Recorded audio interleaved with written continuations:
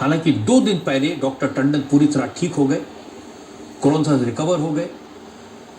हमने उनसे पूछा अगर वैक्सीन लेने के बाद भी कोरोना हो रहा है तो वैक्सीन लगाने का क्या फायदा।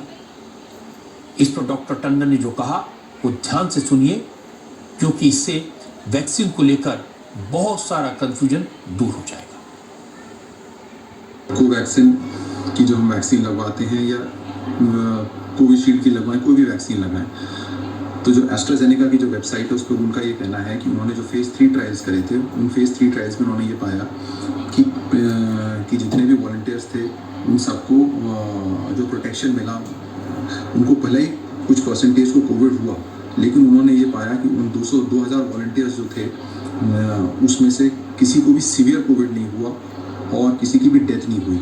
तो वैक्सीन लगवाने का सबसे बड़ा एडवांटेज जो सामने आ रहा है वो यही आ रहा है कि हो सकता है कि आपको कोविड बिल्कुल ही ना हो, लेकिन ये भी हो सकता है कि कोविड आपको हो जाए। अगर आपको कोविड होगा तो वैक्सीन आपको प्रोटेक्ट करेगी from complications of Covid and death से। ये उनकी एस्ट्राजेनेका की वेबसाइट पे भी उन्होंने खुद बोला हुआ है, अपनी क्लिनिकल ट्रायल्स के रिजल्ट्स रखे हुए हैं। तो इसलिए दोस्तों, जैसे मैं वैक्सीन लगने के 1 महीने से भी ज़्यादा समय के बाद पॉजिटिव हुआ, लेकिन चूंकि वैक्सीन लगी हुई थी इसलिए उसके सीवियर कॉम्प्लिकेशंस ऑफ कोविड से मैं बच गया। उसी तरीके से आप लोगों से भी मैं यही कहूँगा कि आप लोग भी वैक्सीन लगवाएं और कोविड के दुष्प्रभाव से, कॉम्प्लिकेशन से बचें। यही हमारा हथियार है। लेकिन वैक्सीन लगने के बाद हमारे को अपना सोशल डिस्टेंसिंग और मास्क, इन चीज़ों का साथ नहीं छोड़ना है। वो चीज़ हमें जो जैसे पहले रखते थे हम ख्याल, उसका ही हमें ख्याल अब भी रखना है। वैक्सीन लगवाना क्यों ज़रूरी है, इसके लिए आपको लखनऊ केजीएमयू के vice chancellor doctor Vipin Puri की बात सुननी चाहिए।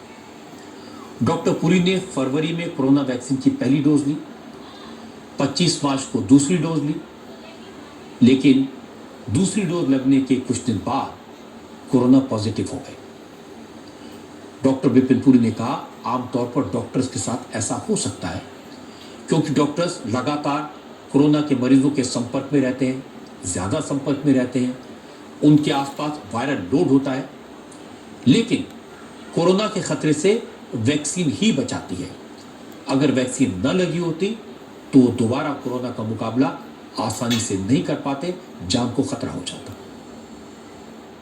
एक चीज है एफिशिएंसी और एक दूसरी चीज है ट्रांसमिशन।